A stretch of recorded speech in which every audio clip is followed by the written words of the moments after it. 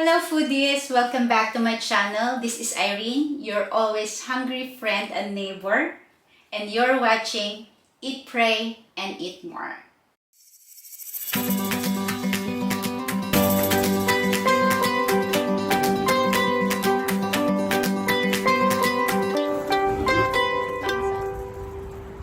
Parang medyo matagal yung pangalan na yung pag-upload ko ng bagong video. Parang naging busy lang ako this week for work and may mga ginagawa akong iba.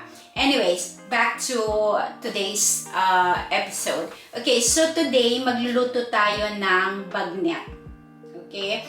Bagnet is deep fried pork belly. Okay?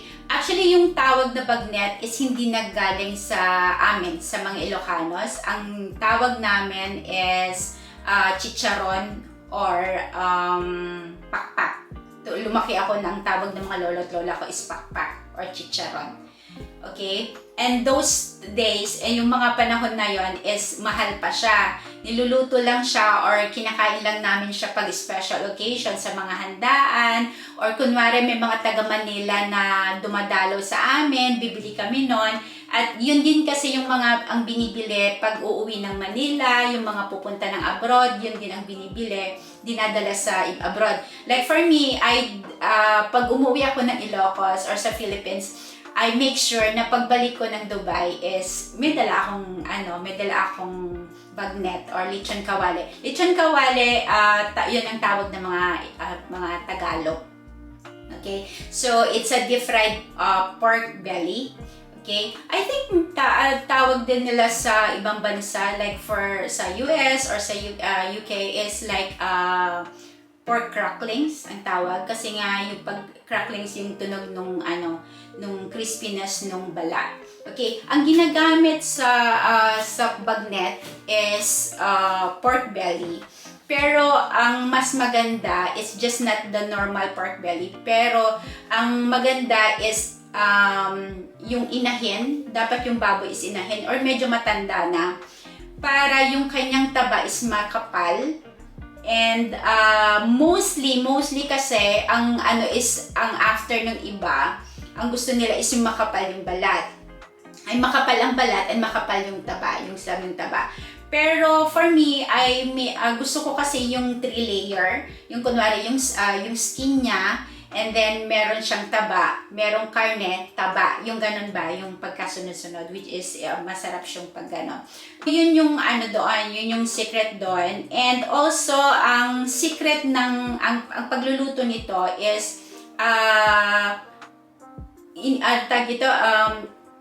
nilalaga muna siya, and then i-deep fry natin. Pero ang ginawa ko is nilaga, air dry, and then nung air dried na siya, nilagay ko naman siya sa chiller.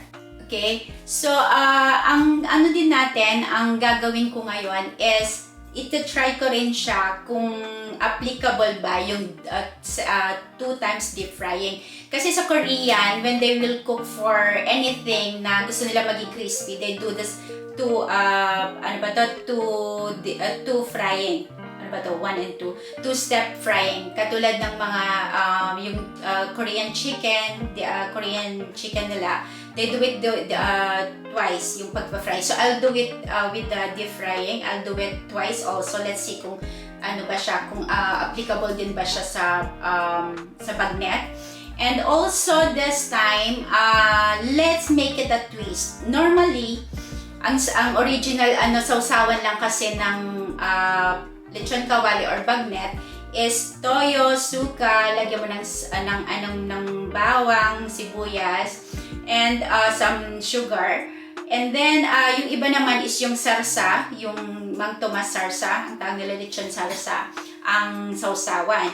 But this time, I'm gonna cook Korean sauce like gochujang. Yun yung mga ginagamit nilang sausawan sa chicken wings ng Korean chicken wings. So, i-apply natin dito kung masarap pa siya. Okay, so let's make it a twist. It's a normal bagnet.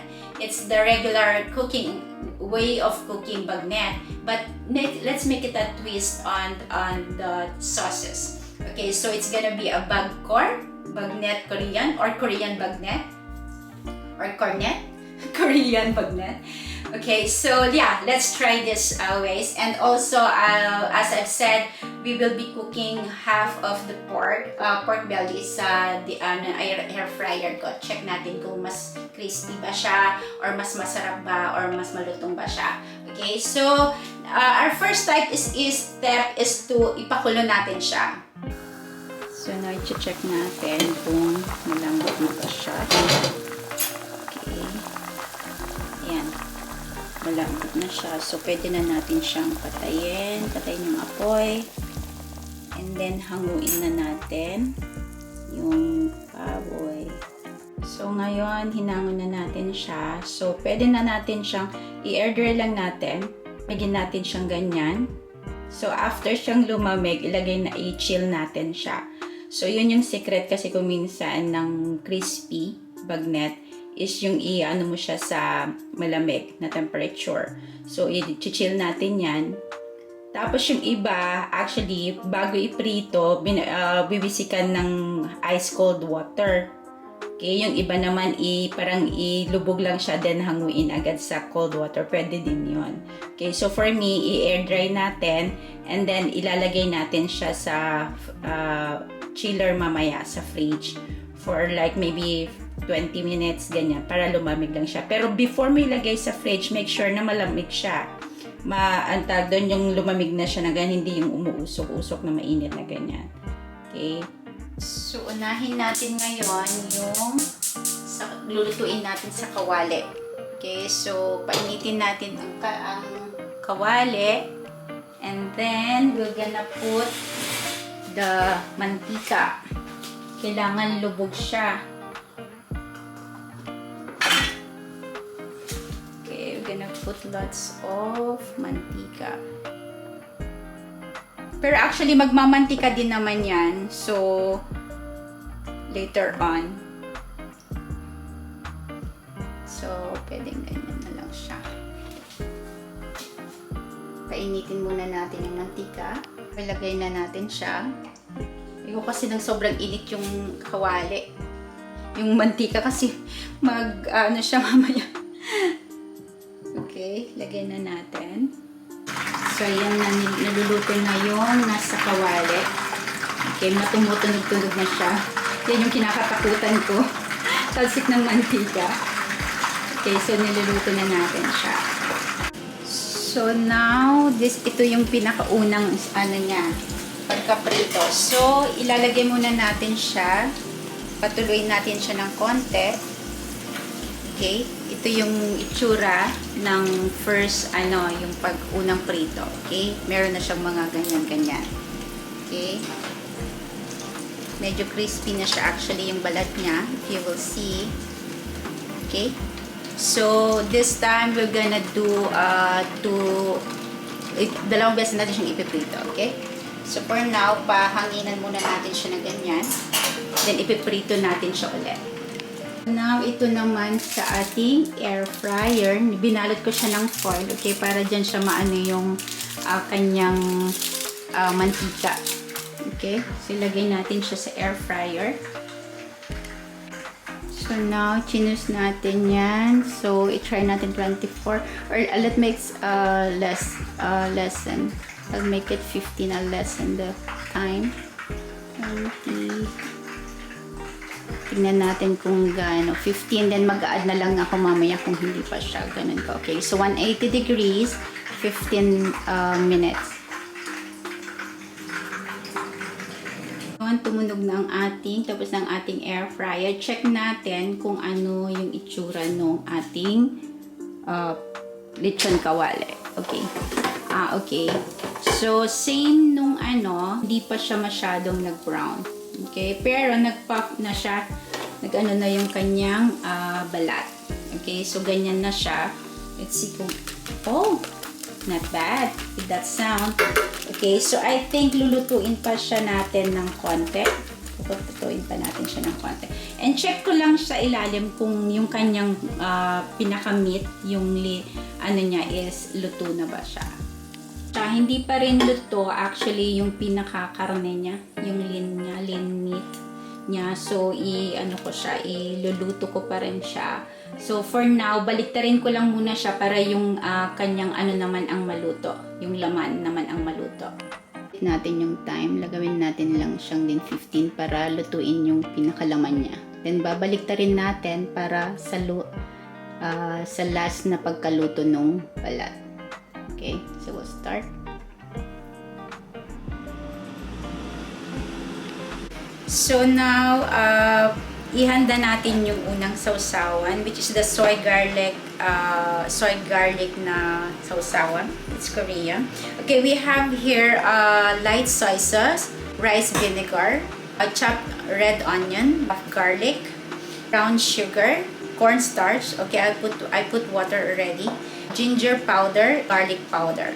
Okay, and also we have sesame seed. Okay, toasted sesame seed for the garnish later on. So this is the Korean sauce that we're gonna do for the coating of our bagnet. So nilagyan na natin yung mga ingredients sa pan. Tutunawin lang natin yung sugar, tsaka natin ilalagay yung slurry, yung cornstarch with water. Okay? Tunaw na yung sugar, ilagay na natin yung ating slurry. Para lang mag-thicken yung kanyang sauce.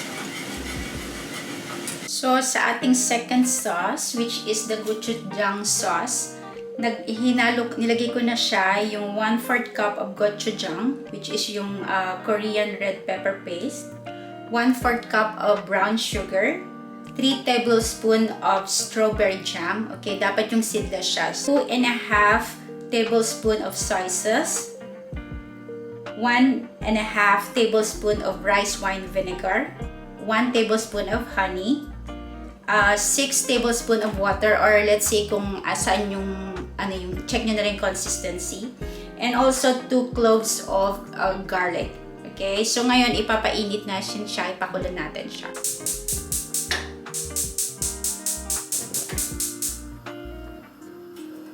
Lagay natin lahat siya sa saucepan, then ipakulo natin.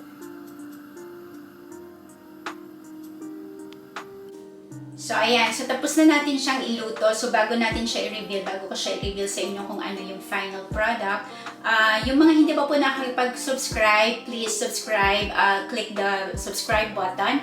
And sa mga nagustuhan ang video na to, itong episode na to, please don't forget to like.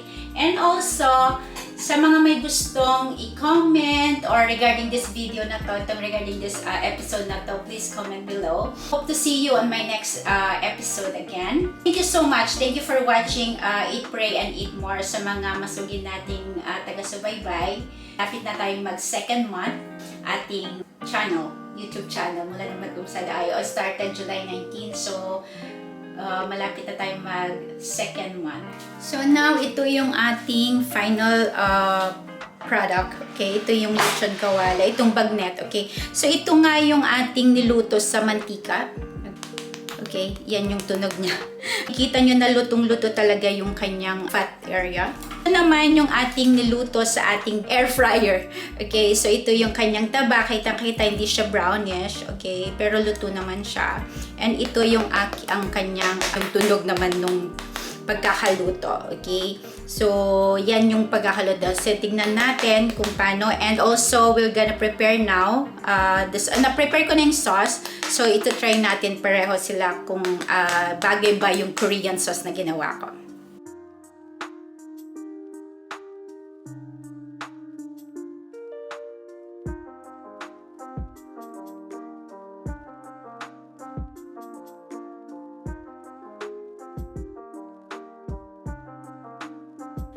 Hello, so pinakita ko na sa inyo yung aking niluto. I-try naman natin ngayon siyang kainin. Okay, so ito yung niluto ko sa air fryer. Ito yung niluto ko sa air fryer. Okay, so hindi siya masyadong brown.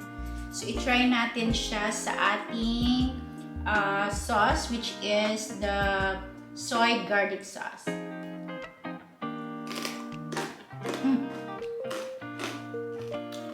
Naririnig nyo ba?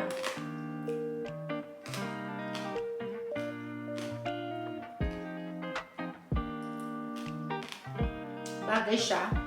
Maasim-asim sauce. So, try natin sa gochujang.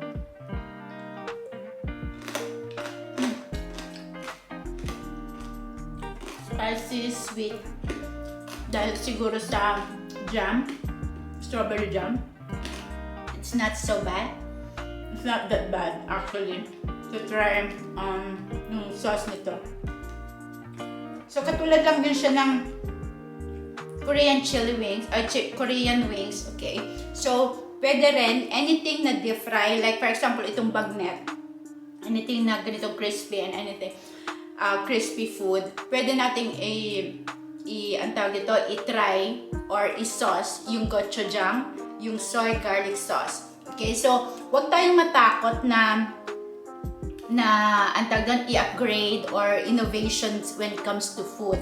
Okay? Kung ikaw may negosyo dyan sa Pilipinas, okay? Kung meron kang negosyo, pwede mong itry ito. So, instead of laging sarsa, lechon kawali sarsa, you can, pwede kang mag-experiment ng ibang sauce. Like, for example, itong gochujang sauce, okay? Which is Korean. And also, pwede mong itry yung soy garlic sauce. Okay? Soy garlic sauce. Para naman maiba, ito lang yung natutunan ko na alisin natin yung takot. Okay? Lagi nating isipin na if others can do it, why can't I? Okay? Huwag kang matakot. Take the risk. May mawala man sa'yo, but it's a lesson. Take it as a lesson. Ang mga nag-fail lang ay yung mga nag-stop. Okay? Yung mga not even trying. Okay, now, ito naman yung niluto ko sa itong medyo brown, itong brownish. Mas brown kasi siya, yung karne, okay, at saka laman is mas brown siya, which is, ito yung niluto ko sa deep fry. Deep fry naman siya.